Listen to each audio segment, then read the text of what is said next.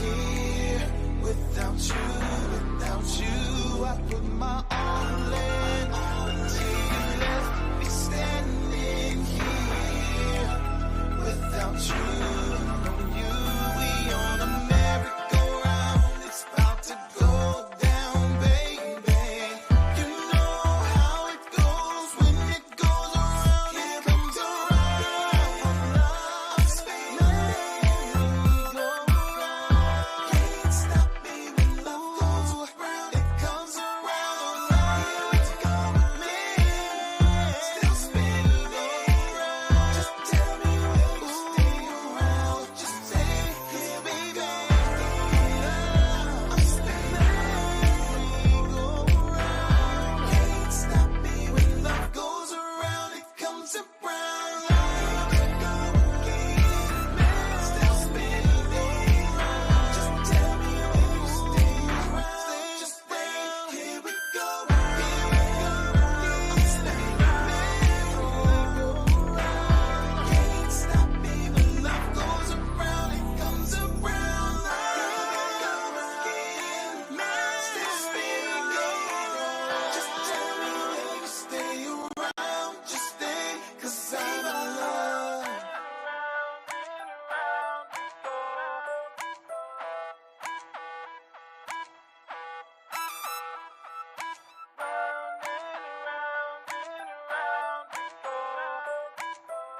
How you guys doing? Welcome to the Messy Sweet Spot. And honey, when I tell you it's getting messy, so Kanye West, he is back in the news. This is coming to you straight from the Messy Sweet Spot right here on this channel, DJ Torch Empowerment Channel. Right now, let's break it down. I know a lot of you probably thought you were going to get away with Jay, with Yeezy or whatever he's calling himself this day, not being in the mix with Jay-Z. But sorry, he does stupid shit too. Sorry. Here we go. And his ex-girlfriend is speaking out, and she says, thank God that she's not with him. She said that was the worst time of her life. Now, we all saw her out here with Kanye West. We had no idea that she was taking it so hard. So now she's speaking out, and it is another lady that is also speaking out too. Okay, so we have two stories that I would love to present to you regarding Kanye West. Make sure you guys like, share, and subscribe here at the Messy Sweet Spot. So Yeah, I mean, I tried to tell you all. Look, I tried to tell you all about RKelly back in, way back a couple years ago. I told you about that. I told you that Diddy was dirty, and my crew did too, and something wrong with Jay-Z too. Um, Overall, there's just an issue in the hip hop community where things that were illegal, these men in the hip hop community believe that they were legal. Well, no, they knew they were breaking the law, but they just feel like it just didn't apply to them. let's take a look at the first news story that came out today about Kanye West. Kanye West's former assistant recently claimed that he once told his wife, Bianca Sensori, that he wanted to sleep with her mother. Alexandra Sensori. Yeah, that's exactly what feminine and friendly woman would want to hear from her man, right? Yeah, of course. Yeah. By all means, sleep with mama. So you really have to think about what you call high value. Let me say that one more time. You really have to think about what you want to consider high value. If you listen to Kevin Samuels, man or woman, and believe what that dude was saying, I can't help you. Basically, what high value is what men should think about other men. Has nothing to do with relationships. Has nothing to do with the quality of a man. You got regular earning men and high earning men if it has to come down to money. And that's it. Nothing else. I that's just what it is. The men that are really high value are men that most men in our community call simps. At least, I mean, high value to who? Other men, fine. Go ahead. You could pick Jay-Z, or you could pick Yeezy, or you could pick whoever you want. Jeezy, you could pick him too. But for women, those men treat women like shit. And you would think that if you're getting shitty treatment, that's not a good value there. That's not good value. That's not good value at all. So let's get down with this. Here we go. Tonight, we have Patra coming up soon. Here we go. As we previously covered, OnlyFans star Lauren Pisciata, who formerly worked for West as his personal assistant and chief of staff of his Yeezy brand, filed a civil suit against him earlier this year, accusing him of rape, harassment, and wrongful termination. Oh, wow. You know, all that respect. Look at all the men that we respect in our community. It makes you think. It really does. It makes you think about really what do we need to do for real? Because each and every one of them seems to be a criminal in one way or the other. And I'm not talking about like shoplifting. I mean, that's criminalistic, but that's not really what I'm talking about. I'm talking about men that damage other people. That's what I'm talking about.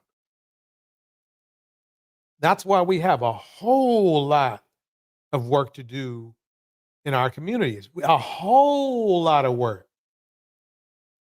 Welcome, Susie Bear. Welcome, Why is Seeking Knowledge. A whole lot of work. So let's go ahead. Let's get into this. Here we go. According to Daily Mail, a recent amendment to the complaint saw Pisciata allege that West once showed her text messages between him and his wife, where he told Bianca he wanted to have sex with her mother, to which she reportedly responded, "She's married." Yeah, that's what the high value man has to offer. Ladies, are you going to line up for that? That's what a high value man has to offer you.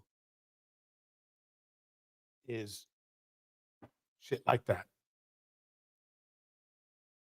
You down?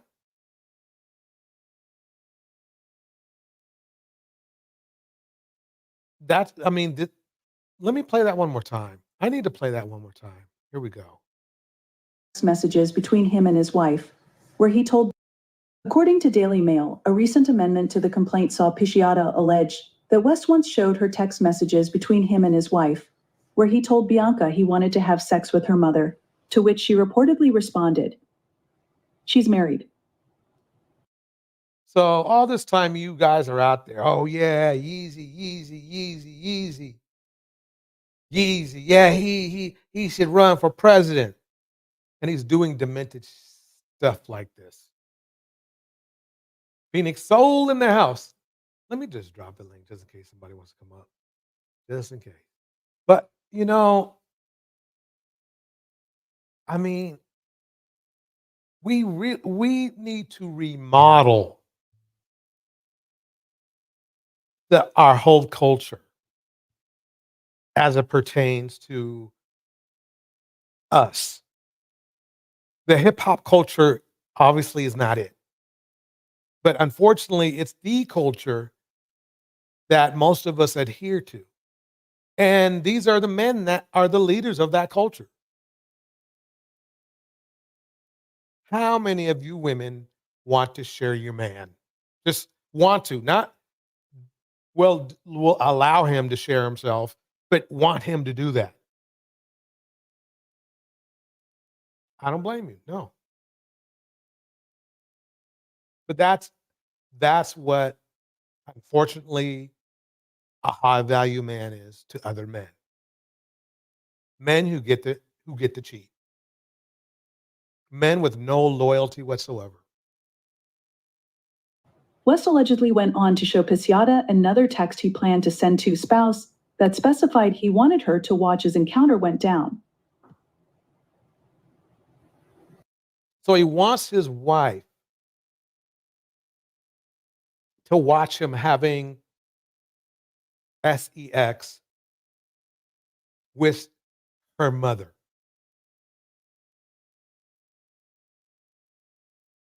Hazelbug in the house. A lot of people would call that traumatizing. But that just shows you how empty he is. Now, genius in music. Yep. Genius in music, but you can't give passes just because somebody is talented. Whoa. Okay, that was a lot. That was a lot. That was a lot. Ooh, I tell you, it's always have something to do with freakiness going on. Right. I mean, and the messy sweet spot hit it perfectly. She hit it perfectly because it's like, what else are the men in our community going to offer? It seems like we're obsessed with sex. It's like that's like currency and shit. Do you know how far off the moral meter that is? You know, that's crazy to me. But I'm not gonna spend any more time with him tonight because we have a whole lot of other issues to get to. And we need to get to Patra. So guess who else turns out? I mean, these are the top guys in hip hop, folks. We're not just talking about some guys we barely know, which I'll probably go over those people on some other live stream later. But let's get to the main movers and shakers of hip hop in our community. Here we go. More court news. Dr. Dre hit with a $10 million lawsuit connected to his nasty $100 million divorce. With my mind on my money and my money on my mind. The rap icon, who's worth an estimated $500 million, settled his contentious split with ex Nicole Young in 2021. But he's now being accused of a campaign of harassment directed at their former therapist that left the doctor so fearful, quote, he now leaves his home wearing a bulletproof vest. Just so you understand, I'm a doctor, I'm a psychiatrist. How you doing? Good. There's a lot going on. My psychiatrist, Dr. Sophie. How do you stalk your psychiatrist? How low in your moralistic soul do you have to go? I mean, and he's an icon. He's a hip hop icon. Dr. Charles Sophie, who's helped celebs including Angelina Jolie, Mel B, and Paris Hilton, claims during mediation with Dr. Dre and his ex, the rap mogul launched a nearly year-long barrage of late-night texts, threats of intimidation, and violence, even sending, quote, associates he hired to impersonate FBI agents to access his home.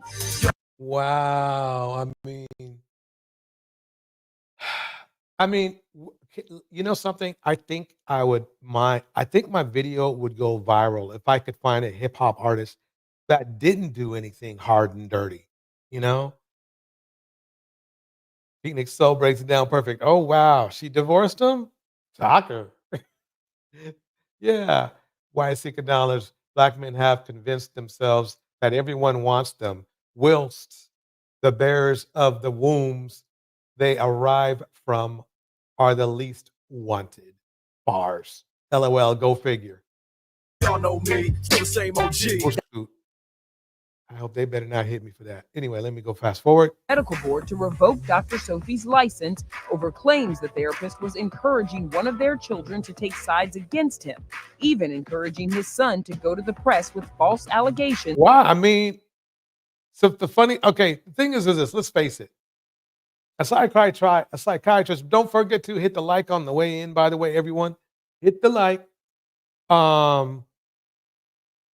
Basically, let's find out if the allegations are false in the first place. Because quite honestly, I just don't believe anything that comes out of a hip hop mogul's mouth anymore. I just don't. You know, Diddy did the same denial talk. Remember? You know, that's the funny part.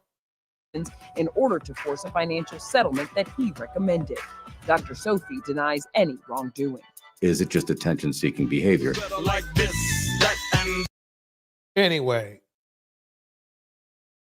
that's basically it. So we don't, I mean, that's a short one on Dre, but Dre, I mean, he made some amazing beats. I will hand it to them to that. But why do these dudes always turn out to be monsters? I don't get it. I tell you, somebody who does defend monsters, at least it seems like she does allegedly. Let me give you a taste of some Chez Charde. Here we go. Yeah. And if I can tell myself something at age 22, I would tell myself not to get in a relationship because it's damn near like having a part-time job, bro. Yeah. You really have to apply a lot of time and effort. Like you might be doing videos all This is what black men, young black men think of relationships. He's not alone. Not one bit. He thinks it's work. He thinks it's work to be loyal. He wasn't loyal. He thinks it's work to be supportive. Well, you saw his, I don't have to, we can't argue that. We saw the kind of diss tracks he was making of his present girlfriend at that time. So we can only confirm and deduce what we see, which is the truth, which basically right now we are establishing to the rest of the world that black men, we don't like we don't like relationships that have to do with being loyal. Let's put it that way. Day and your girl get an attitude when you're doing your last video, like, when you gonna take me out to eat? Yeah. When you gonna take me to the movies? When we gonna go on a date? And then it causes relationship problems in your real life that can affect your content. You might get mad, get in an argument. You might not want to film the next day. Might not want to stream the next day. You might not want to go to the studio the next day. Whatever. Like, yeah. So I would tell that's way more important than his $50 million ex. It just shows you how selfish he is. He's not a very good rapper. Okay. He average at best. But see, that's what I'm talking about. You see how much these men are willing to give up to live in the hip hop culture that brings you promiscuity, brings you violence, brings you the lack of accountability. This is where Red Pill came from. This is where it came from. Myself, if I was 22, I would say, bro, just grind it out. Let a relationship happen. Yeah. But only happen when you feel sure let a relationship happen. And he happened to make a woman pregnant that he didn't have to. He's not a leader. And it's funny, he's here giving advice. Why is it every time men are failures at relationships, they become relationship coaches? That's just amazing to me. Comfortable in yourself as a man. Like, it's best for you to be single in these years of your life so you can really grind. Yeah. What kind of grinding was he doing on different women? Maybe. It's not like his music's not going anywhere. It's not. So what he's trying to say as a respectable way as possible is like, I want to be promiscuous. That's what he's saying. That's what he's saying. You know, it ain't nobody going nowhere. I mean, why would they even ask him about relationship advice? By now, they already know that he was crummy at it. He's 0 for 2. He's got 2 women with 2 kids, I believe, or maybe even more. He's 0 for 2. Let me go fast forward this.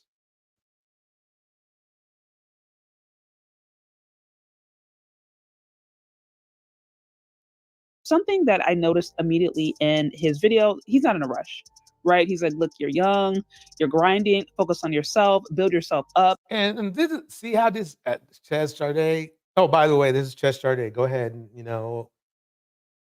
Go ahead, go over there. You can have fun. But anyway, yeah, Chaz is on here ignoring everything about how promiscuous this dude was and how he cheated. See, Chaz is part of that genre that accepts men cheating. I wonder if her significant other gets that benefit as well. That's the first thing I would ask her. Because quite honestly, if she really wanted to put a role model on this channel to suggest, it wouldn't be this dude.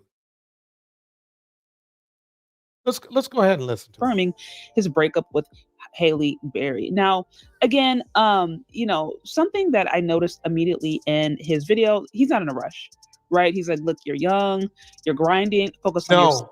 No, he's not in a rush for a relationship, but he's in a rush to make women pregnant. Way to go. Build yourself up, build resources. Like when you're in the place of establishing your career, basically a relationship, it is extra space. And that's true.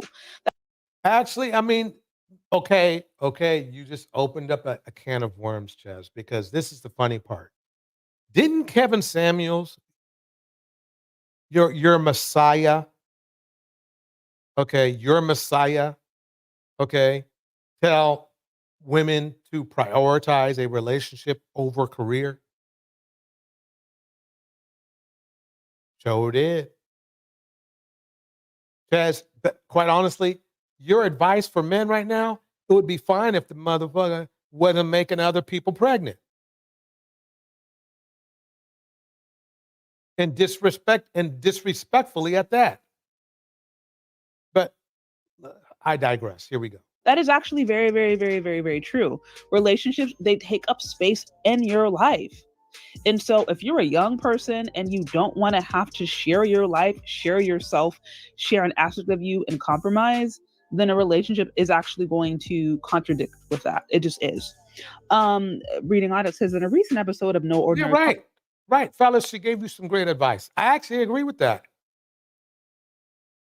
Don't promise a relationship, because a lot of you dudes do that crap where you promise women a relationship, or you make it seem like you're ready for a relationship when you're not. Then you make them pregnant and then you leave. Then you look back at them and go, "Oh, look at you. You're a baby mama." After doing 1, 2, and 3 first. Podcast, the Geek and Rapper reflected on his experience and noted that being in a relationship can shift attention and energy that might otherwise be spent on personal and professional growth. Okay, so that should go for both genders, right? So that contradicts what your hero, Kevin Samuels, was saying, because he's saying women should just focus on finding themselves a man. Not only him, let me not just blame him, but the bus driver woman, her too. And it's funny because both of them really, when it came to relationships, both the bus driver woman and Kitten Heels had disastrous relationships, but they're giving advice. And then Chez Charde is taking advice from a man who just recently has had that disastrous relationship, which started, it's from the start, really. And it wasn't the Little Mermaid's fault. She probably thought, "Oh, wow, I get to have this guy to myself." Nope.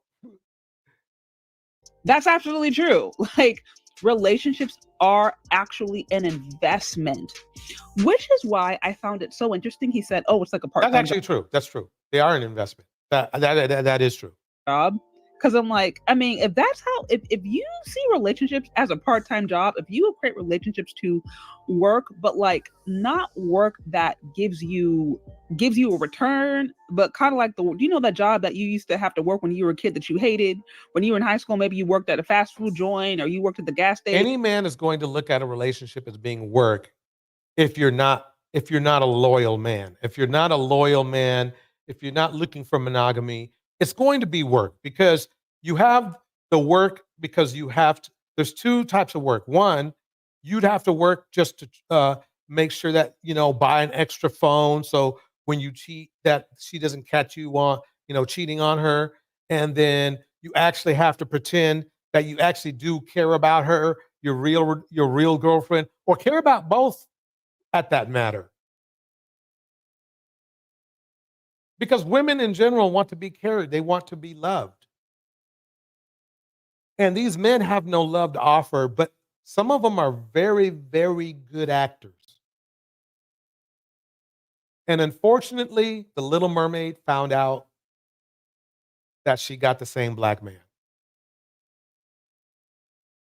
And I don't mean the same black man that has to do with anything else but that the fact that she ended up, she got fooled. When I refer to the same black man, I'm not referring to anything that has to do with women at all. It has to do with the fact of the matter is she thought she had a deal. She thought she had a good man. And it turned out that unfortunately, by the stats, he turned out to be the same black man. Let me keep this going. Here we go. Or like those jobs that you do just to pay the bills, but you don't really like it. Like the way he described it sounded like it was work he wasn't really trying to do. No, you nailed it, Chaz. We are agreeing for once. Don't forget to hit the like. We agree. I agree. He never was relationship material, Chaz. That's the problem. So when you are trying to be something you're not, it's like work 24/7. You can cover it up for a while, and he did. I guess he got a whole year out of it, right? And now he's got her tied down because she had his kid. Now he owns her in his own mind. He can get back to, he can spin back around. He can spin around the block.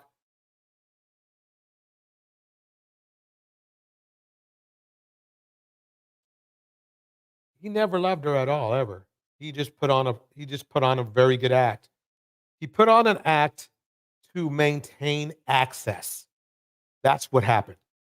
Here we go. But the reality is, to make any relationship, especially long-term ones, especially ones that actually have depth to it, there's absolutely work. That didn't just like pop up organically and naturally. It says, if I could tell myself, Right, in hip hop, men don't want to do the work.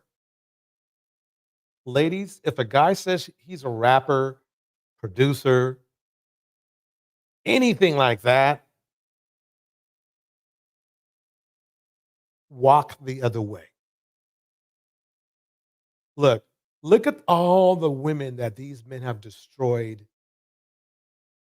and these men are famous and they're grown. It's not like they're like in their teens or early 20s. I don't know how old DDG is, but these are older men destroying women. It's not like there's somebody who needs to learn something. These are older men. something like 22, I would tell myself not to get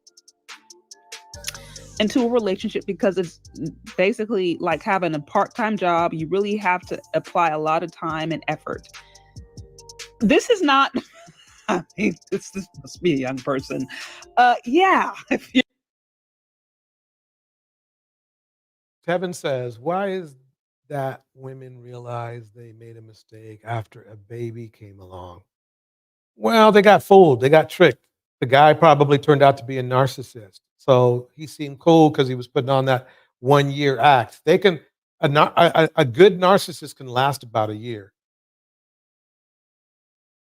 And then he says, Torch, did you hear about the pastor that unalived his wife? Shoot, Kevin, you should watch our crime stories.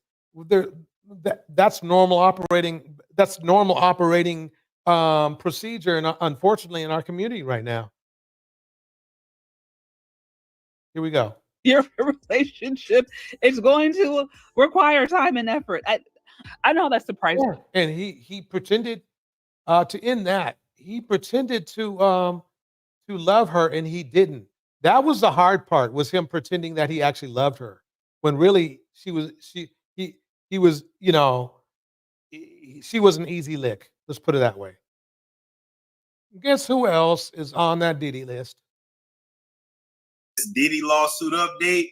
Davante from Jodeci is named as a co-defendant. Yep, Jodeci. Not even Jodeci, who I love. They make great music, slow jams. I mean, the funny thing is this. You have to understand, this goes beyond just sex.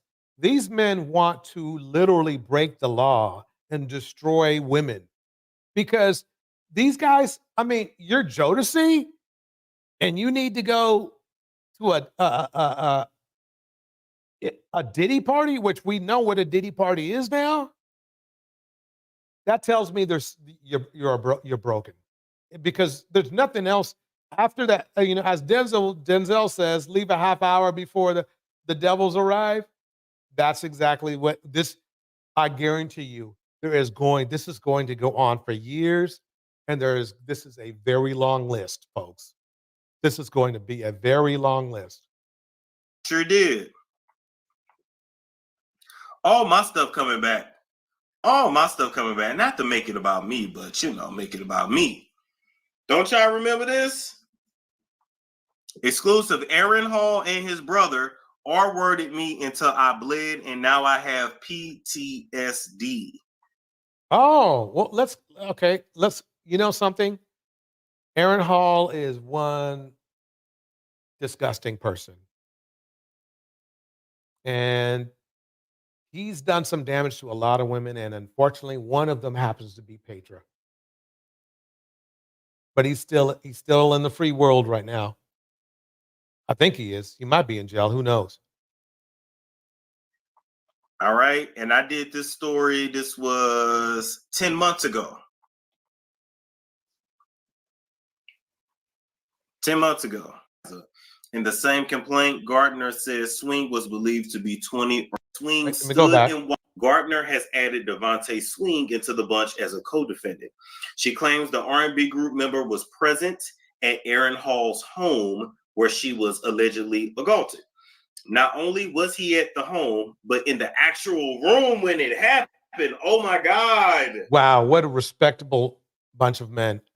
And it's funny because these men, they will tell you that one of the number one things they want is respect, but they act like this.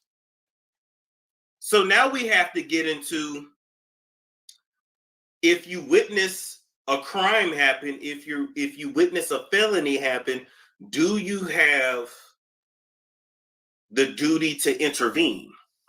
Gardner's claim is that Swing stood and watched without interruption as Diddy forcefully R-worded her after pulling her underwear aside.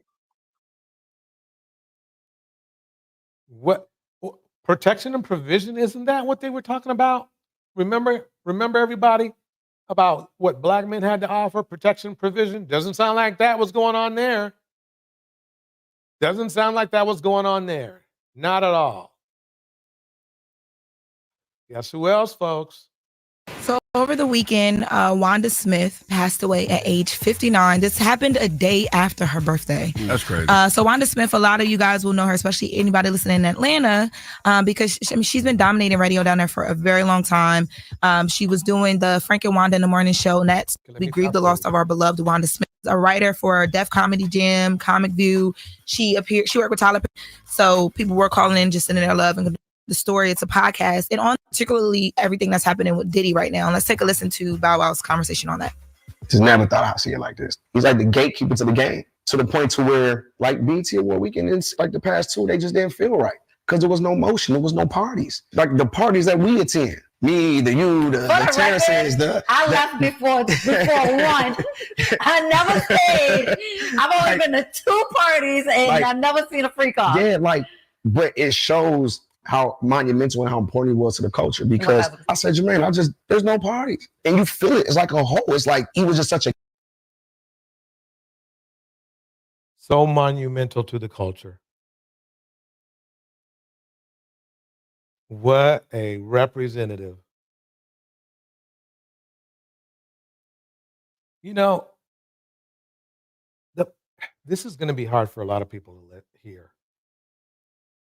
But how can we demand respect from other races of people when our leaders are degenerates?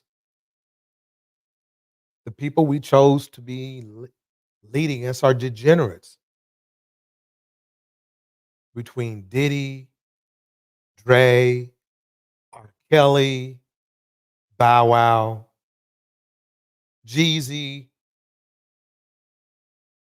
How can we demand respect when our leaders are irrespectable, unrespectable? The gatekeeper from the liquor in the clubs, he was everything hip hop. You know what I mean? So for that to everything hip hop. So now we know what hip hop is about. Great music, degenerate artists. It don't stop, folks. It does not stop. Here we go. R. Kelly's daughter, Joanne Kelly, alleges he sexually abused her as a child. I mean, that's how degenerate dude is. And people want him out. The infamous Sonia or whatever. No, that's infamous Sylvia. Sonia's the other. She wants the other degenerate to get out. Infamous Sylvia has been trying to get this man out. She's on there talking scriptures and stuff. And this guy, his heart is so empty. His soul is so gone. Even his own flesh and blood is a target. Joanne Kelly, who also goes by the name Buku Abi, alleges that the R&B singer sexually abused her when she was 8 or 9. She tearfully says in the 2-part TVEI network documentary, Karma, A Daughter's Journey, per People magazine, I just remember waking up to him touching me, and I didn't know what to do, so I just kind of laid there, and I pretended to be asleep. The documentary, released October 11th, wow, states she told her mother, R. Kelly's ex-wife Drea Kelly, about the alleged abuse in 2009 when she was 10. In a statement to People, R. Kelly's attorney Jennifer Bonjean says, Mr. Kelly via... What'd she do? What did her mom do? Remember that Kevin Samuels scenario I always play over? You see how it becomes true? Y'all thought, oh wow, that's just, that can't happen. I mean, come on. He was just, theorizing on it. No. Let me check something out here.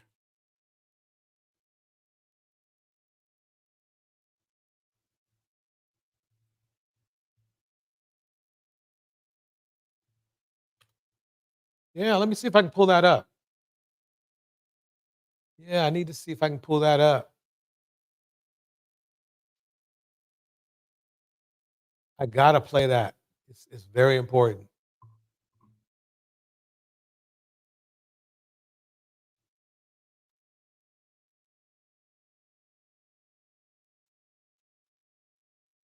Yeah. Wait, here we go. See if I can get that one up here.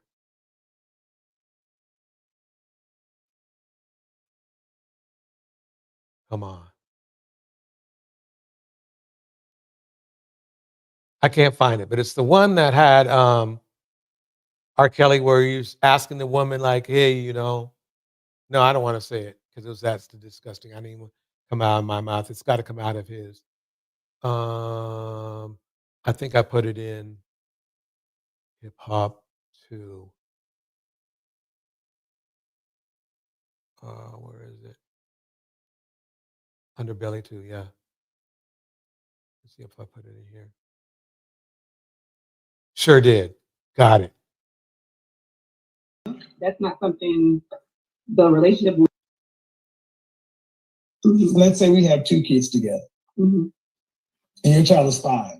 So 10 years from now, your daughter comes home and says, Kevin touched me, looked at me getting out of the shower.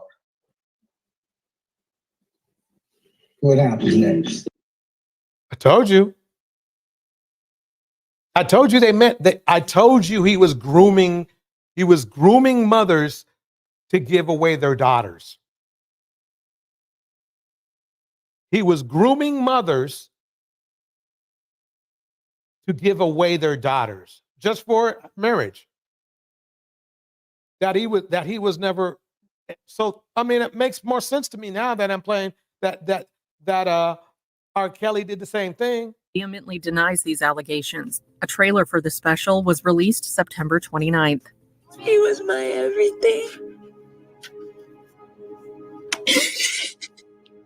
For a long time, I didn't even want to believe that it happened. I didn't know that even if he was a bad person, that he would do something to me.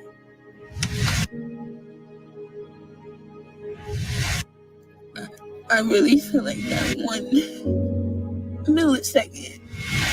I mean, they called this man the Pied Piper of R&B, folks. What do we have left? What vestige of goodness do we have left? We got a lot to think about, folks. We got a lot to think about.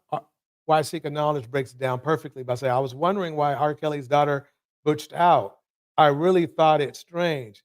Like Will Smith's son, emming these kids SMH. Completely just changed my whole life. Joanne was not named as one of the victims during Kelly's 2021 trial.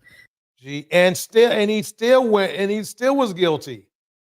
So that's what bothers me. And you have people out here. There are literally more channels defending R. Kelly than there are channels saying that he was a bad guy. No, actually, there aren't any anti-R. Kelly channels. There's people who maybe spoke out against him, but other than that, that's it. There are literally Save R. Kelly channels right now, and they know this. They know that this happened to this little girl. And another one. Allegedly a romantical thing. It's all right. I'll say alleged, but we know. Yep. The reason why Kevin Samuels says that ladies are hitting the wall at 30, it's because they want to start at 14. Grown men. Yeah, she hit it before Beyonce. So word on the street is Jay-Z went downtown with... I hate to tell you this, folks, but I think really, quite honestly, in our community, it's more common than not for these dudes to be chasing after little girls. Phoenix Soul breaks it down perfectly.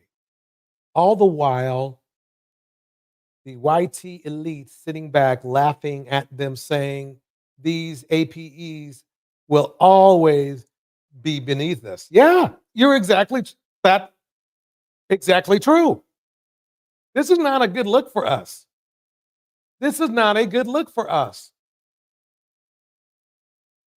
Here we go. Foxy Brown when she was still underage. But at some point, he could no longer control her, so he blacklisted her in the industry and is now paying her not to spill about what happened. No. Yep. Now, this young lady here is going to tell us about what happens at Diddy parties. And then we go into Patra. Here we go.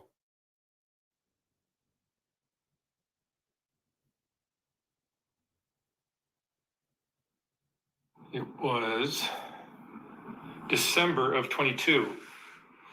Oh yeah, about to be 22. December of 22, you were here. Did our first interview. You were just some girl that I met through a friend. Right. And you were doing this interview and you mentioned something about... I accidentally mentioned it too. Like it slipped out. About P. Diddy. About P. Diddy. You went to one of his parties. Yeah. Crazy party. And he's in the news now because of all the scandal. And they didn't believe me. But when it started like when it started coming out, people were like mentioning me, like, you were telling the truth about it. And I'm like, duh, I'm not gonna lie about something like that. And I kind of like tried to briefly talk about it because I knew it wasn't gonna seem true because it was just too much. It was too crazy. It was too crazy. People were gonna think that I was just lying. It had like a lot of people involved, celebrities and stuff. So I was trying to be real vague about it, but that party traumatized me. How did you get invited to it? By being with a prince that I met in LA. He lived in Glendale, California. And, you know, long story short, I got out of this crazy little contract and I was looking for somebody to invest in me. And I knew somebody who knew somebody that was like, I want to introduce you to a prince. He know a lot of celebrities, producers and stuff. So I never put two and two together that this prince knew P. Diddy as When you the say producer. a prince of what? He was Arabian prince. Really? Yes. Wow. And he really was a prince for real. But I wasn't worried about him being a prince. I was worried about who he actually knew. So when he invited me to, he met me, he said, I want to invite you tomorrow to Music Ultra Week, whatever. And it's like an event, Ultra Music Week. It's like an event for like 2 weeks where people party, including P. Diddy. And let me pause right there for a second. Kevin brought this up real quick. So they are YT people praising degeneracy, like DT and Harvey Wine. Basically, I guess you missed my Wookiee series, which has started up. So, Tevin, catch that, and you'll see it. The Wookiees, Ray Rays, and Way Ways. they party at Club Live. They party at like just in South Beach, Star Island, like where P. Diddy stays or throw his freak offs at. And I never knew that we were gonna go there because I was there for 2 weeks and I knew it was something fishy. He kept saying, I got a surprise for you. I got a surprise for you. I'm like, but I'm only supposed to stay for 2 weeks and I'm here longer than 2 weeks. And it was almost a month. It was basically a month by then. And he was like, no, because I just want you to meet one special person. So he ended up telling me, like, when we went to Club Live, he was like, guess where we're going tonight? I'm like, where? He's like, to P. Diddy's house. I'm like, oh, really? I'm like, that's crazy because I hear a lot about P. Diddy. And I'm like, his house for what? Like, to go sing? He's like, no, he's throwing this wild party. Da-da-da. I'm like, oh, okay. So we went from Club Live. It ended at like, the clubs end at like 3 or 4 and not 2, like how out here is. So we waited around the mansion, the Prince's mansion, for about an hour. And then as soon as 6:30 hit, we went. We all got in the car, like a big Uber. And me and all the other girls. Now, mind you, They probably saw Denzel driving the other way, leaving the party when they were going to the party. I'm the only Black girl. So I'm like, oh, yeah, you know, I'm about to meet P. Diddy. Oh, you know, like, I'm probably going to have to sing for him. Da-da-da. And I just tried to, like, keep my composure. So we get there, and that's when stuff got weird. And that's why they lock up our phones, because they know what we see in there, you know, it's he can get in trouble, like right now. So basically, so we arrived, security guard patted us down. They put our phone in this little bubble case. So the bubble case is closed. They can't get unlocked until we walk out. So as we're in there, the only way of us taking any type of pictures is if we get in the photo booth. He has like a Team Love photo booth or whatever. Take like 4 pictures. So I, you know, got pictures. I still got everything in my Snap too, like of the photos, everything. That's all you could get. So no drinking, like I'll drink if we're partying or whatever, just for that occasion. So because people are gonna keep saying drink, drink, drink. But I didn't take a drink yet. But I just had it in my hand. So one of the sons seen me walking, mind you, I'm with other girls, but we split up. So I was walking with one girl. She's a Puerto Rican girl. So P. Diddy's son was like, you. And I'm like, me or her? And then he was like, no, you. Come here. So I went to him, and he gave me some shoes. So these shoes was like some terry cloth, like robe shoes, white shoes. And we can hit the like button, y'all. Here we go. I'm like, what am I supposed to do with these? He was like, go in the house with these. He was like, everybody who gets these shoes, you get to go in the house. But I'm thinking you could just go in the house if you want to, but everybody can't go in the house. They're literally selectively picking who they want. So I'm like, well, what about my friend? He was like, no, only you. I'm like, okay, cool. I'm holding the shoes. I'm walking around. You know, I'm a good loyal friend. I'm not going to go inside a house where they say my friend can't go. So we just walking around mingling. But we tripping out, looking at everybody like they off everything smoking and jumping around like hooligans. And so I seen P. Diddy or whatever, and I seen him with the Prince. I'm not going to say what he was doing, but something really, I get real nervous. Something real crazy, because I don't like to really expose people. I could talk about me, but when it's about like me and my family, because it's us. But when it's other people, bro, doing something real sexual, that's all I'm going to say. Damn. Okay. So that we can see and so that we can get turned on, okay? So he's doing something with himself. And I'm like, girl, do you see him? She's like, yes. But mind you, we're screaming like, girl, do you see him? Oh my God. Because of the music. And I'm just like, whatever. Then he starts to act like really obnoxious, like, I'm the king of the world, jumping around, doing all this stuff. So I'm like, you know what you don't want to be a part of. And it's just like, I'm seeing stuff that you see on the movies. This corner, this got going on. This corner, they over here doing this. This corner, they over there having sex. This Oh, you mean the set kind of see in the porn movies? corner, I'm just going to say, because I don't know what I can say, because I'm not trying to be incriminating myself, but they were dressed up like little Harajuku Barbies. Like what? Little people, okay? We're not going to say what type of little people, but like a fetish. And I'm looking like, what are they doing here? Like dressed up, little red lipstick, like they weren't supposed to be there. Because once I see something, I can't get it out of my mind. And I'm like a hypochondriac, like I keep on having flashbacks about it.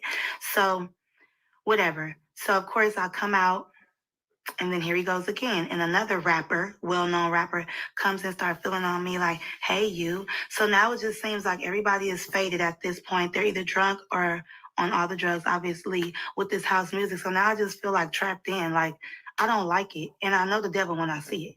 Because by me being so spiritual and tapped in, I know when something is not right.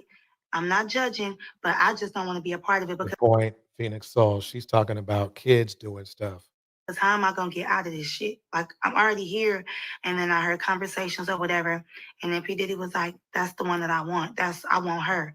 So now I feel like, you know, they plotting on me. Like, did you bring me here on purpose? Like, is this the, you know, producer you was talking about?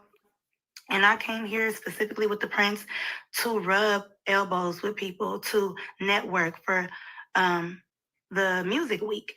But then I put two and two together, like, the Prince had. Yeah, they turned her into a piece of meat.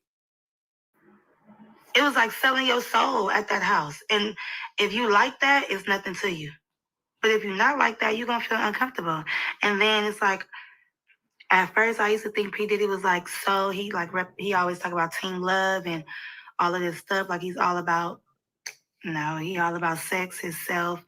And I know sex because I've dealt with men, Mark. So I know when somebody is trying to lead you on to stuff and sitting back acting like he just this macho man.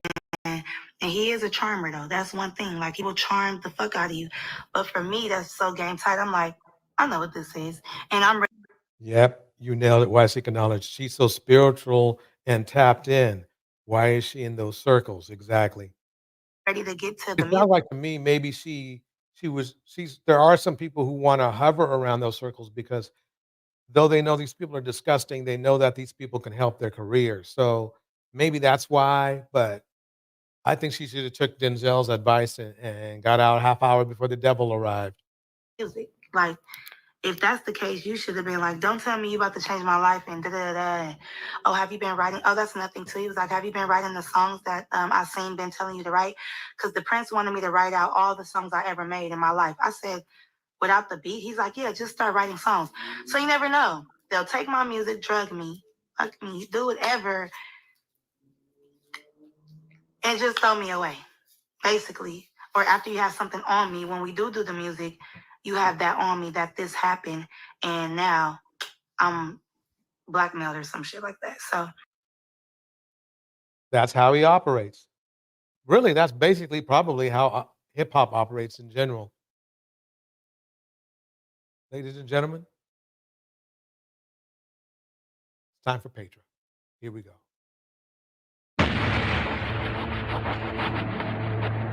Dance hall by storm. Her trademark gyrating grind is known as the butterfly dance, and she's loud and raunchy on and off stage. I'm hot. I am the king, the queen, she be. My ass is like for all the fellas out there. Patra. Yeah. She is vulgar on stage. Shut the fuck up. Patra may be a superstar in Jamaica, but she still considers herself to be hardcore, and she won't let her fame prevent her from going where she wants. Patra takes a group of friends out for a meal to the notorious Hailshire Beach in Kingston. A few days previously, 3 people were shot dead in a drug-related incident at the restaurant. Dang, that's messed up. They have that same vibe going on over there. Damn.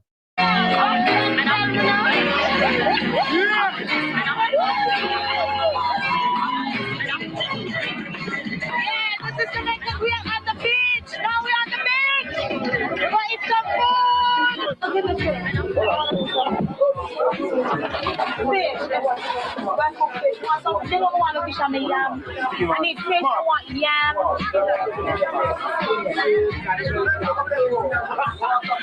What I said, 6 more is my kind of way. Yeah, with bigger food, everything. You want to do it. 5, make it 5. And they get your food, She's a dapper. proper. She knows to speak to people proper, so you just respect dapper. She's a dapper. All right, so let's go walk and go up on the snap. Yeah. Oh, yeah, man. What about the lobster? Go to the lobster. Yeah. You know, I'm in demand right now. I'm in total control. I demand what I want. I'm a very aggressive person to situation. Things that I want, I always go for it. Men who used to think that they could disrespect me or disrespect my friends while we're down here and hanging out, it can't happen no more. Yes. New men in touch with their feminine sides won't be in luck with Patra and her friends. Like big man, extra big. Where? Large, big bamboo with a capital B. My idea is that somebody who is very adventurous as I am, and somebody who loves to do this because of who I am. Then you have the poor man that doesn't have anything. He will spend 2 cents out of $1, and he does so much for you. I like men who are attractive, just sexy and nice and ragamuffin down to the ground. I don't want a guy with them here comb back and them eyes. Yeah, can't do. I mean, no,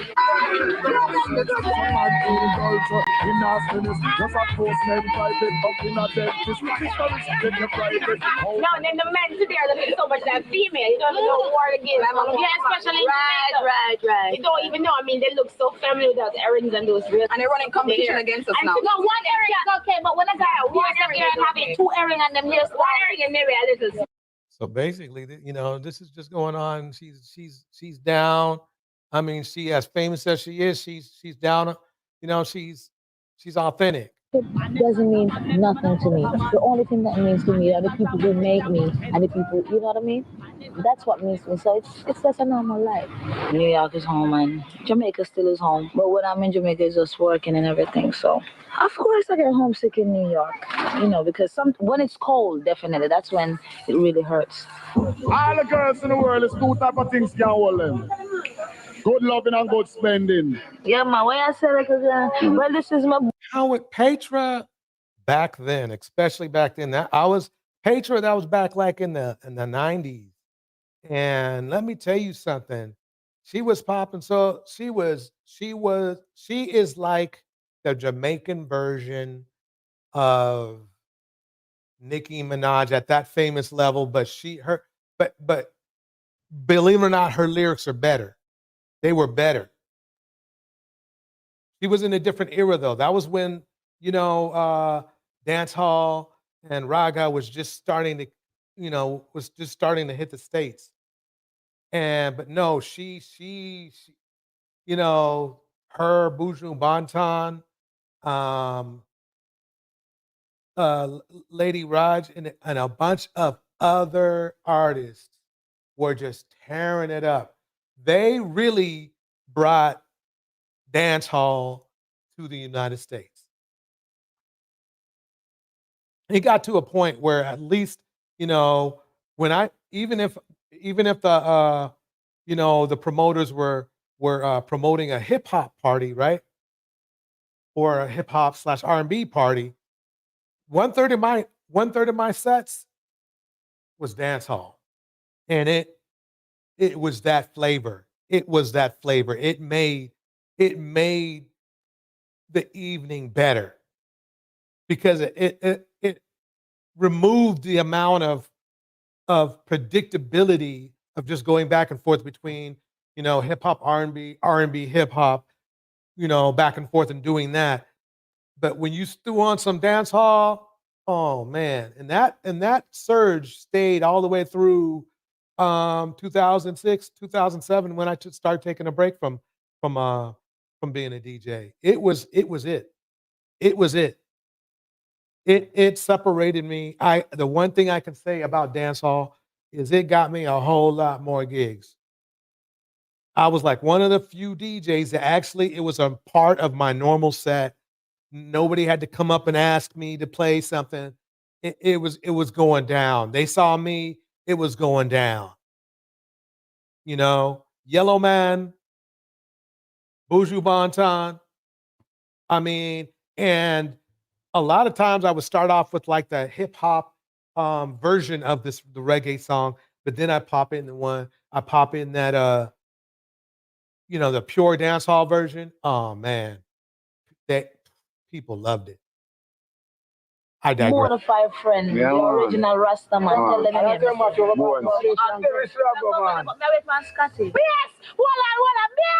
them again. Oh yes, definitely Super Cat. Super Cat, definitely. We take care, Jesus Christ. Yo, this is my comedian. This is the #1 comedian in Westmoreland called Bass. Yo, take out the mic and you know we have to advertise him. Well, Lady Patra, perhaps she about 13 years old. We have been friends, and she always give me the vibes.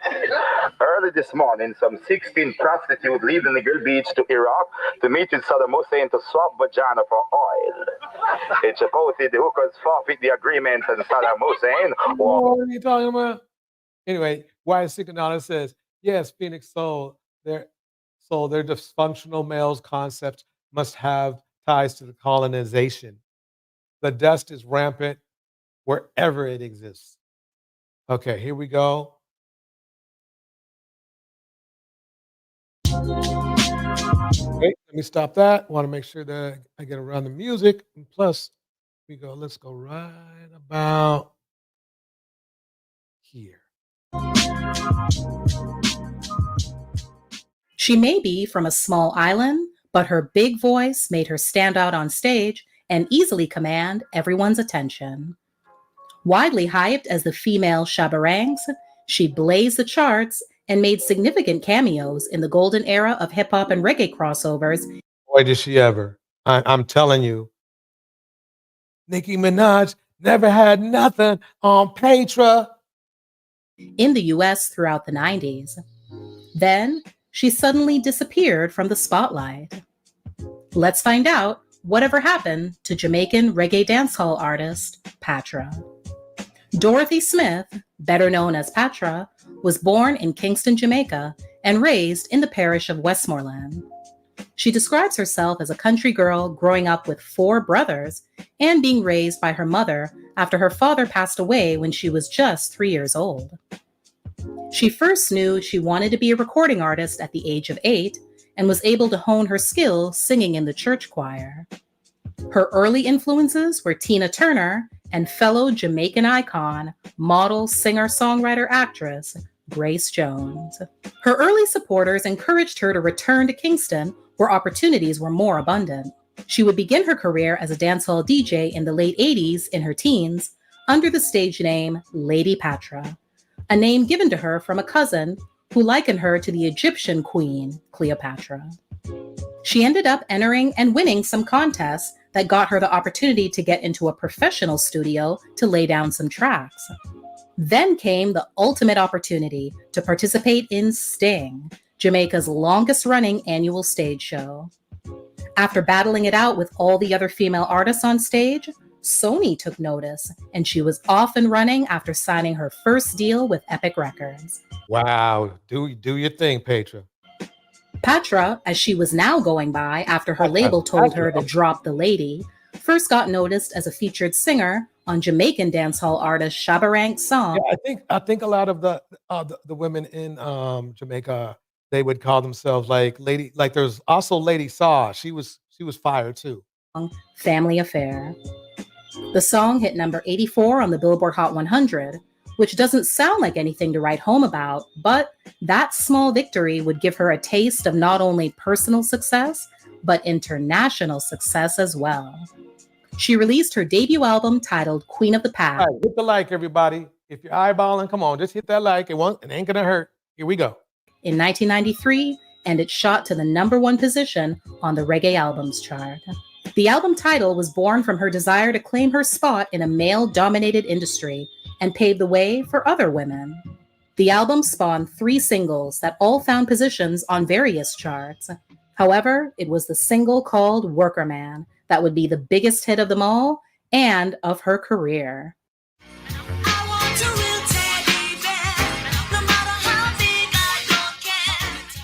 That beat is from an. It sounds like it was probably produced by the same people who produced Adina Howard. Let's keep it going. Reached the number 53 position on the Hot 100, the top 20 on the R&B chart, and #1 on the dance chart. Even though Patra is mainly labeled a reggae or dancehall artist, her sound is actually quite unique and uncategorizable.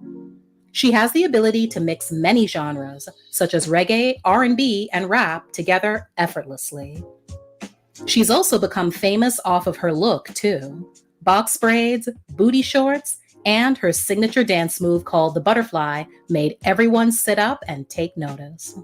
Her second album, titled Scent of Attraction, followed 2 years later. The album included the title track featuring American R&B singer Aaron Hall, whom she allegedly also dated. Uh-oh, here we go, folks.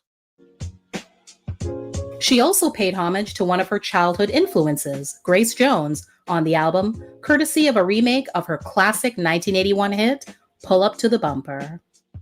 Let's find out what's going on with Aaron Hall and her. We all know about Aaron Hall. Let's find out.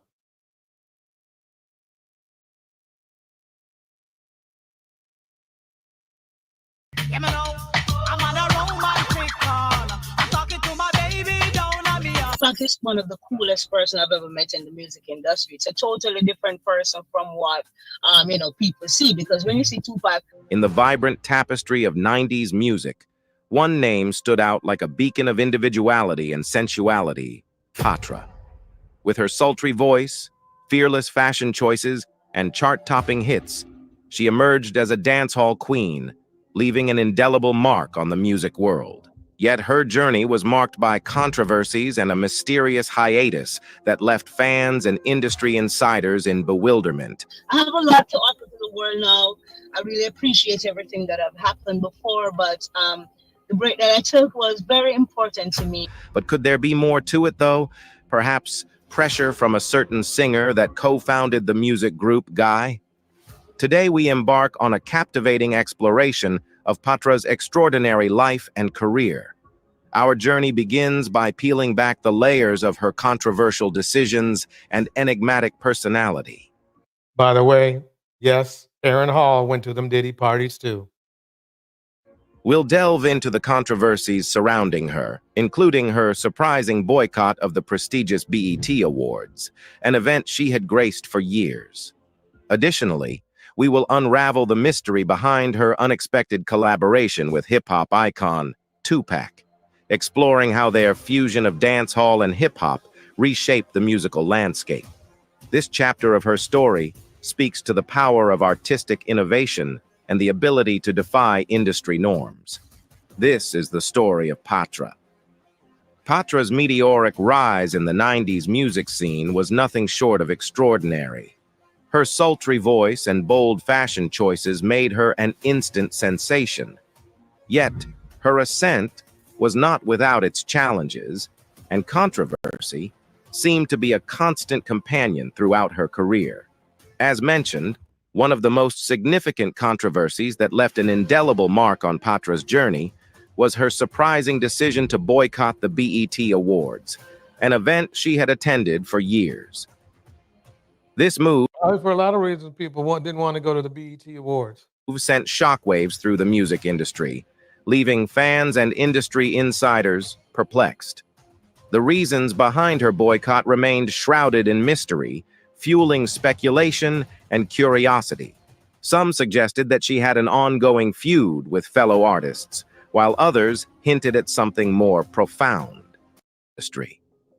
Amidst the controversies that swirled around the Caribbean sensation, one aspect of her career that garnered immense attention was her unexpected collaboration with the legendary Tupac.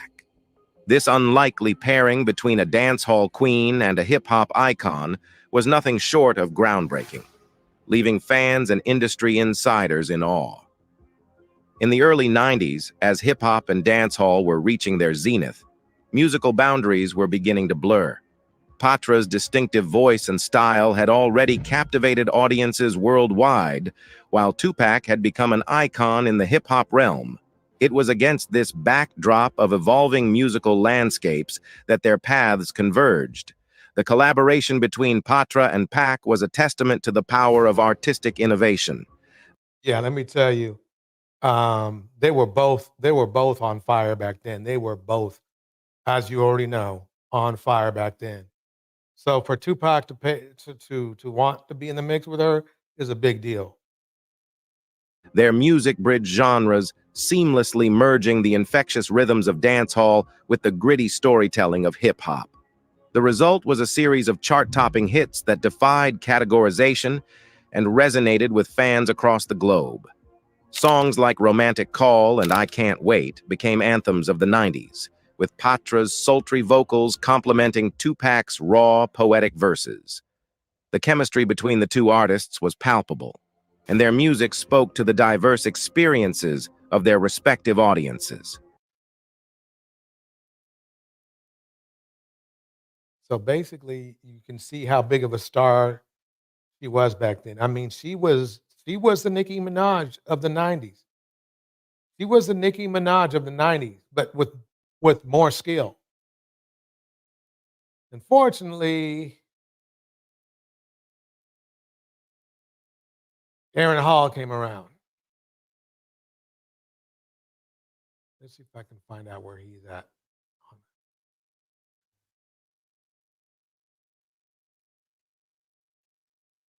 This the one. A whole lot of there from Jamie Foxx to like Denzel Washington. I like the in public, you feel me? I like for them to see how I like. You speak to Jodeci or Puffy or any of them. They've been at my house. They all see me.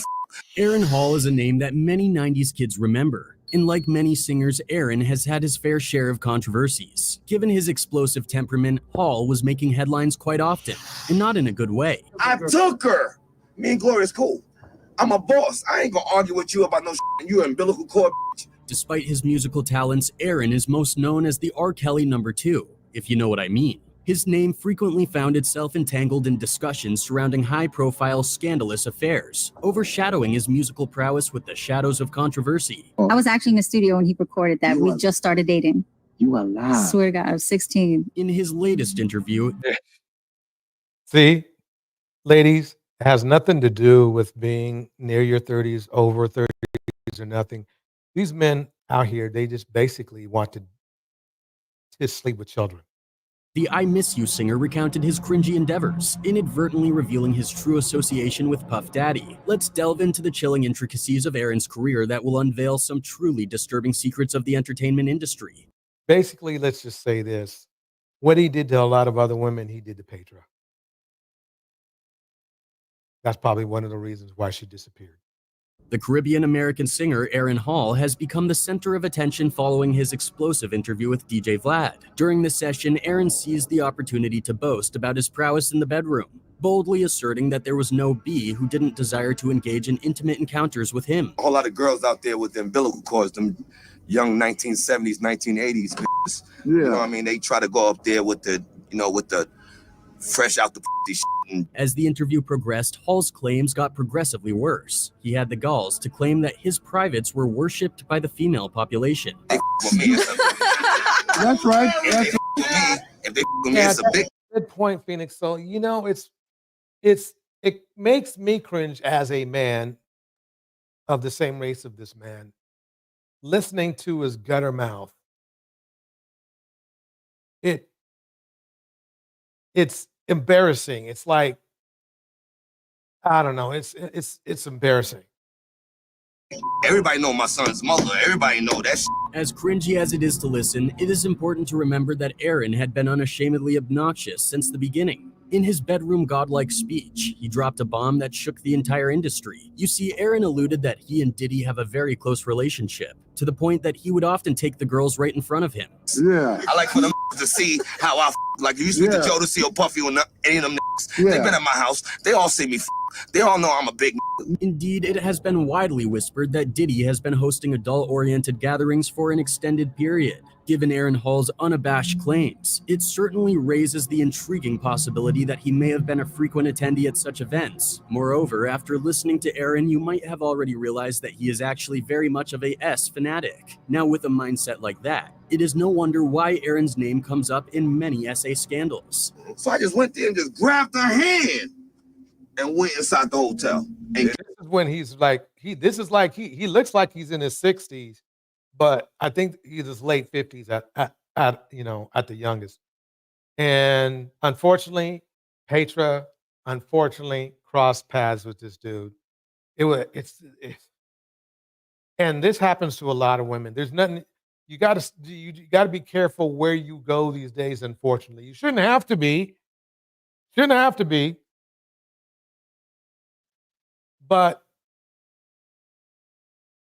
these men have no soul. No soul whatsoever. They're good at soul music. No soul. Gave it to her. You feel me?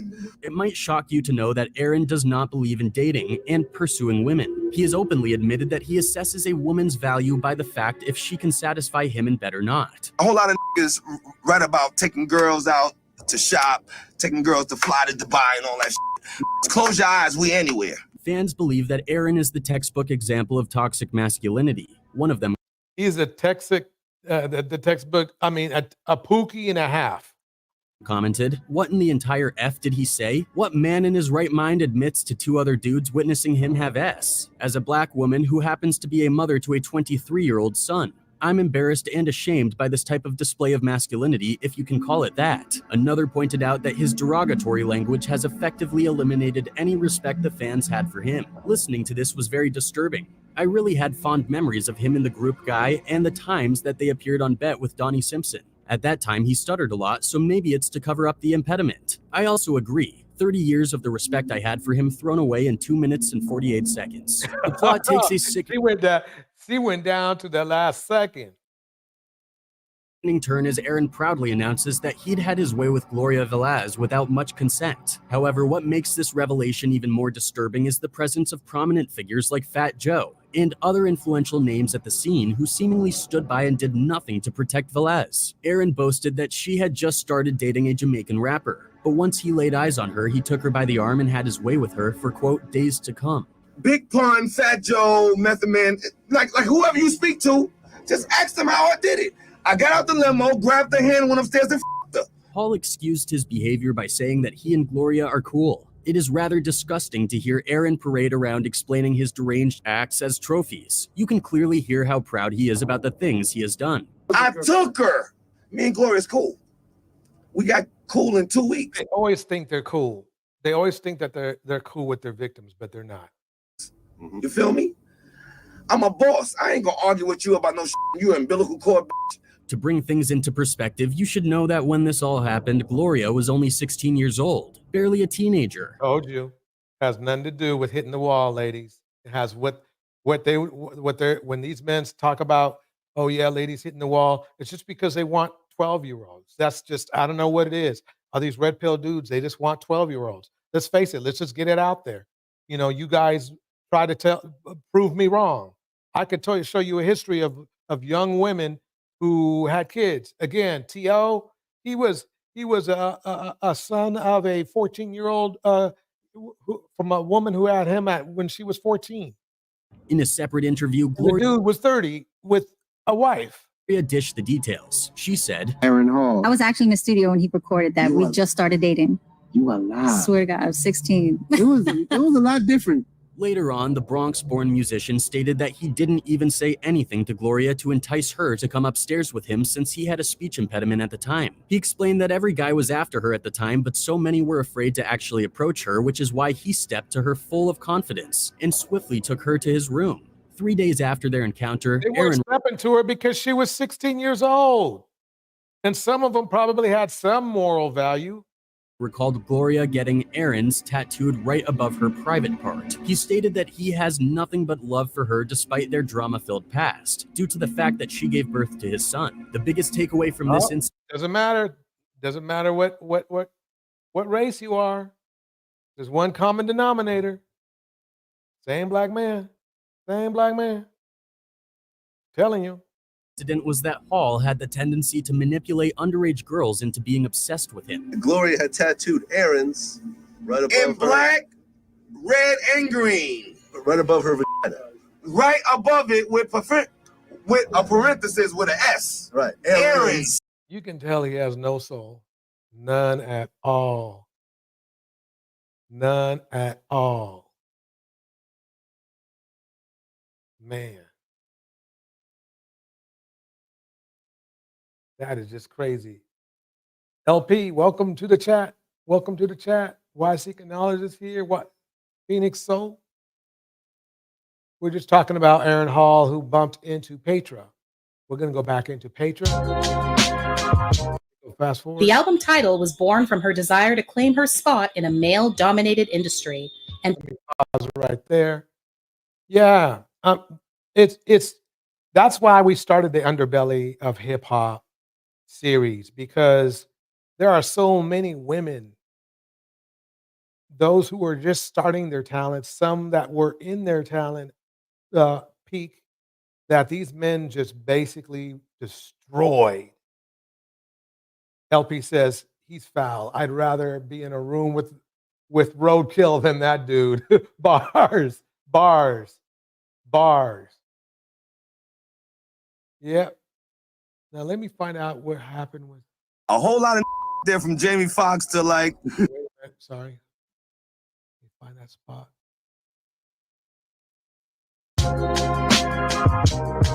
Let me go back forward.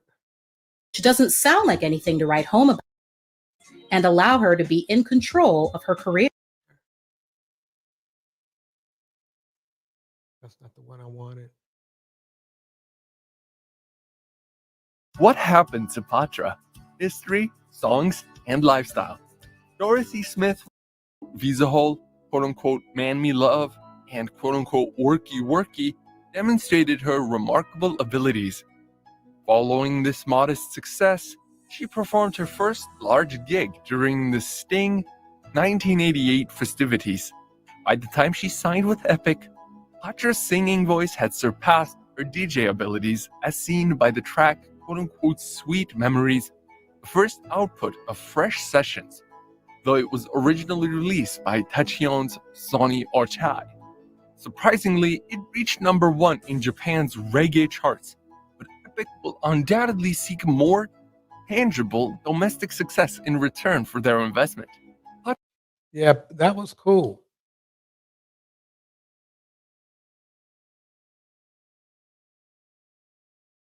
So we are going to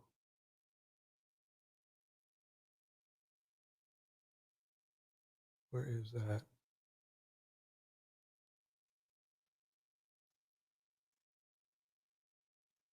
Perhaps you about. No, trust me, do that.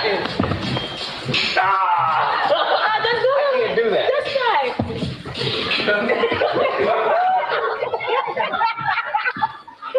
After a show-stopping appearance, Patra Butterfly Dance has shown passengers around her hometown of Westmoreland and then flown down to Washington to appear on a TV. Yeah, that's Patra. We're going to finish off the show with one more clip. You're going to love this one. Where is it?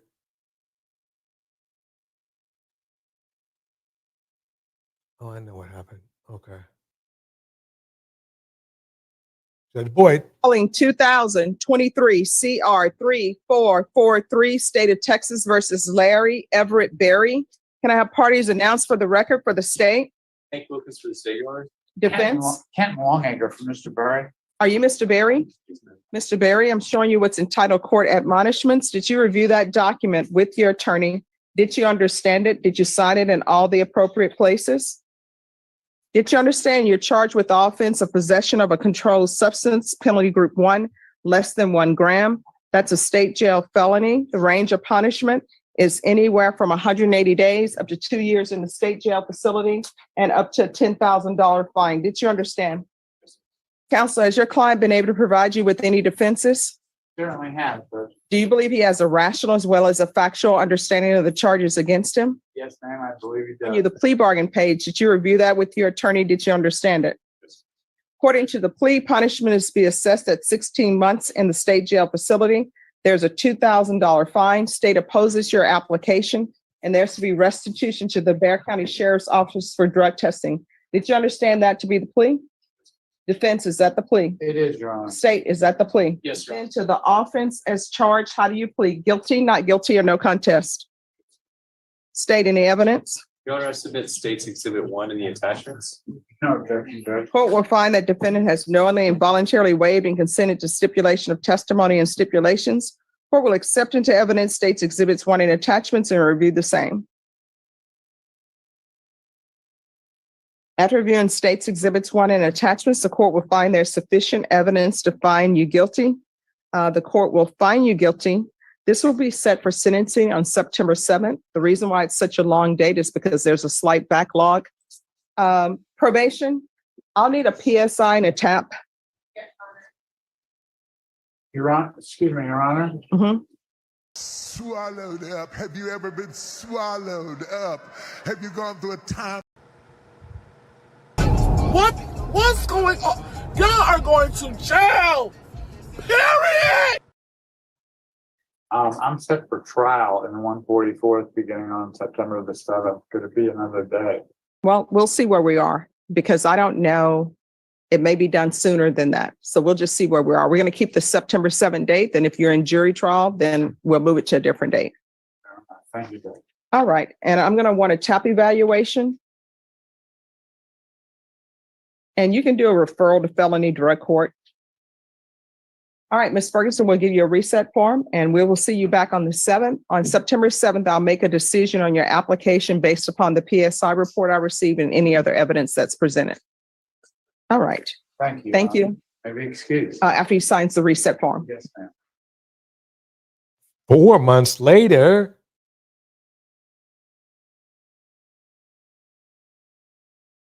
Court is calling 2023 CR 3443, State of Texas versus Larry Everett Berry. Can I help? A few moments later. Parties announced for the record for the state. Hank Wilkins for the state, Your Honor. Kenton Longacre for Mr. Berry. Okay. All right. And are you Mr. Berry? Yes, ma'am. All right. We're here for sentencing. Oh, this is taking a while. He entered a plea on July 10th. Okay, I see why it was taking a while. Your attorney was unable to appear, and then we had to have a mental health evaluation to be completed. That has occurred, Judge. All right. Both parties had a chance to review the PSI report state. I did at the previous setting, Judge, and I believe, is it 16 months opposed? Is that what? Yes. Okay. Yes, ma'am. All right. Have you reviewed the PSI report? We have. Judge. Any objections to the PSI report state? No objection, Your Honor. Defense, any objection? No. All right. According to your plea bargain agreement, punishment is to be assessed at 16 months in the state jail facility. There's a $2,000 fine. The state opposes your application, and there's to be restitution for drug testing. State, you're opposed. Do you have any witnesses? No witnesses, Your Honor. Defense, do you have any witnesses? Shout out to Phoenix Soul. Thank you for the $2 super chat. It says, thanks for what you do, Torch. Thank you for what you do, Phoenix Soul. I appreciate you every time you come here. No, Judge, none other than Mr. Barr would like to say a few words to you. All right. Can you raise your right hand for me, please? Do you solemnly swear or affirm the testimony you give will be the truth and nothing but the truth, so help you God? Yes, ma'am. All right, you can lower your hand. Defense, you want to step back, please? Shall I make a note? That's okay. All right. Can you state your name for the record? Larry Everett Berry. All right. Do you want to ask your client questions? A few. Mr. Berry.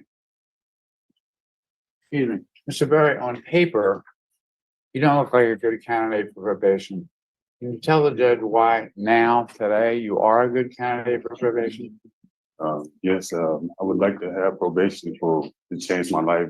I got a job. I'm trying to be a better person. I'm staying out of trouble. I'm not out there doing nothing to society, anything. I'm just trying to be a better man to my kids and all that. And my son's birthday this Saturday, and I'm trying to get this opportunity to just do right. Do you understand, we went over it from the report. You understand that the recommendation is some mental health treatment that could run about 120 to 180 days. Yes, sir. And you want that mental health treatment? Yes, sir. You want to get your mental health issues resolved finally? Yes, sir. How about the chemical Let's face it, we know it's not going to work. dependency end of it, the alcohol and drugs? You want to get that issue resolved? Yes, before sir. we finalize. Yes, sir. So, and you do have a job now? Yes, sir. Who do you work for, sir? I work for Sam's Burger Joint. I'm a cook there. I understand. Anything further you want to add to the judge? I hope I get the opportunity to get probation, to get all the help I can through what I've been through and everything else. Is it fair to say that what you've been through legally has been your responsibility? I mean, you caused it. Yes, sir. Agreed? Yes, sir. All right, thank you. All right, any questions? Mr. Berry, my name is Hank Wilkins. I'm a prosecutor here. I just have a few questions, and if you don't understand anything, hey, I don't understand that. I'll try and phrase it a different way. Okay. But you've been on probation before, right? No. You weren't on probation for theft in 2010? I'll remember. I probably have, but. All right, you want to show him his criminal history? Yes, sir. So this is on page 2 of the TAP evaluation here. Did you go over this with your attorney, maybe the last thing? Yes. So on page 2 here, this is in January of 2010. You got this theft, granted 6 months probation, and then it was revoked a couple of months later. Do you remember that? No. Okay. And then so that's a misdemeanor. But then, do you recall in 2016 you were on probation for a felony assault family second offense? Do you remember this one? Mm-hmm. You don't? Okay. So you were granted 3 years deferred in 2017, and then you were revoked later in 2017. Do you remember that? No, sir. Okay. I believe there was another one out of state. Do you remember ever being on probation in Ohio? I think so. I believe so, but I ain't been back in Ohio. It's so funny how these guys get in court and all of a sudden they can't remember anything. But anyway, folks, I really appreciate you coming out. But I'm going to take a break. Time to hit that beat. I would like to say shout out. Let me play some music to the shout out this time, though. I'd like to shout out everybody. Here we go.